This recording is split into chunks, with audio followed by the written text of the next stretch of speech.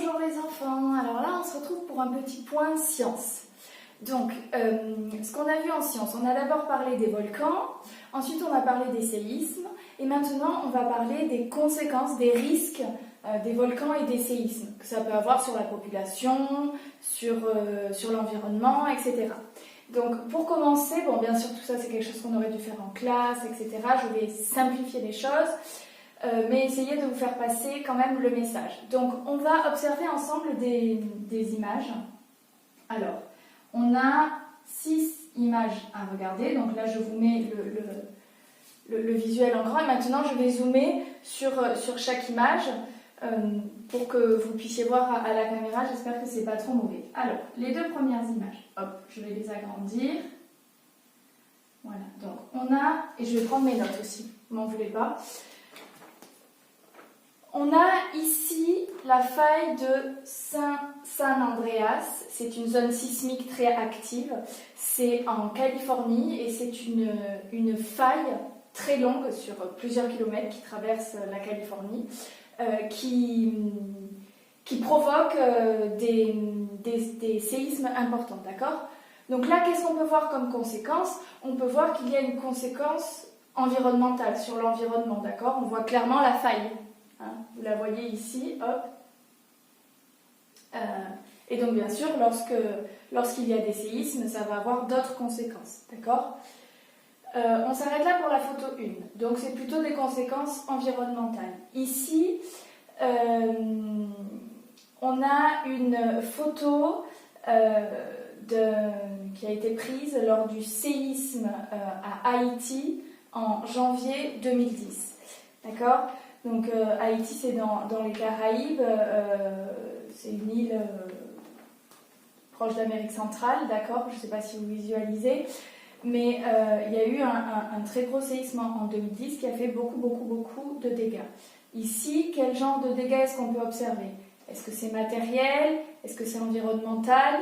Vous allez me dire que ce sont des dégâts humains. On est ici dans un dispensaire aménagé pour soigner les blessés, d'accord, suite au séisme. Donc, voilà pour cette photo. Ensuite, je descends. Ici, on a une image, on est encore à Haïti, en janvier 2010. Et alors là, quels sont les dégâts que l'on peut observer, d'après vous ? Ce sont plutôt des dégâts matériels, d'accord ? On voit qu'il y a des immeubles qui se sont effondrés, des lampadaires, des poteaux électriques, voilà. On passe à l'image d'à côté, un séisme en Italie, en avril 2009. Là aussi, ce sont des dégâts matériels. Il y a plein de gravats, les secours sont déjà arrivés. Bien entendu, il y a des dégâts humains, mais ce qui est mis en avant sur la photo là, c'est vraiment de montrer que la ville est complètement détruite, d'accord ? On le voit sur cette photo. Alors 4 et 6, vraiment la qualité est vraiment pas jolie, je suis vraiment désolée. J'espère que vous voyez, je vais regarder ça à la vidéo. Ici, donc, un séisme au Japon en 1995. Et ici, c'est le même. Donc, on vous montre deux images.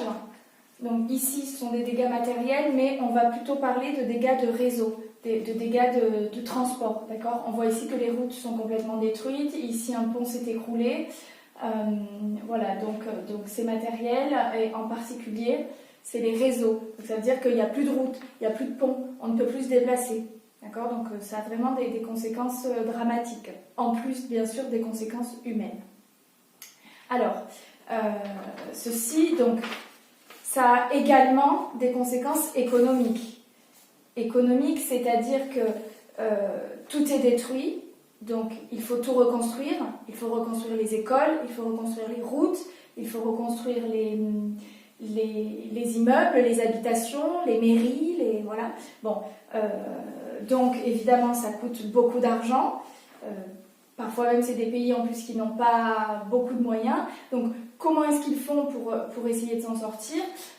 Ils vont recevoir de l'aide d'autres pays. D'accord ? La France par exemple, on a bien sûr apporté notre aide lors du séisme à Haïti en 2010. Alors, par exemple, il y a eu une intervention de première urgence. D'accord ? Ça veut dire qu'il y a des personnes qui sont venues porter secours. D'accord ? Des pompiers, des médecins. Alors ça, c'était pratique parce que c'est à proximité, Haïti est à proximité des dom-toms, par exemple de la Martinique, de la Guadeloupe, qui sont des États français, d'accord ? Donc, hop, on a pu rapidement intervenir pour aider à soigner les blessés. Il y a eu également une aide à la reconstruction et la France a apporté, je me suis renseignée sur Internet, 326 millions d'euros à Haïti pour l'aider à reconstruire les rues, les bâtiments, les routes, etc., comme je vous disais tout à l'heure. D'accord ? Alors, ce genre de catastrophe naturelle arrive, on va voir comment est-ce qu'on peut prévenir les risques. D'accord ? Donc, on va passer à la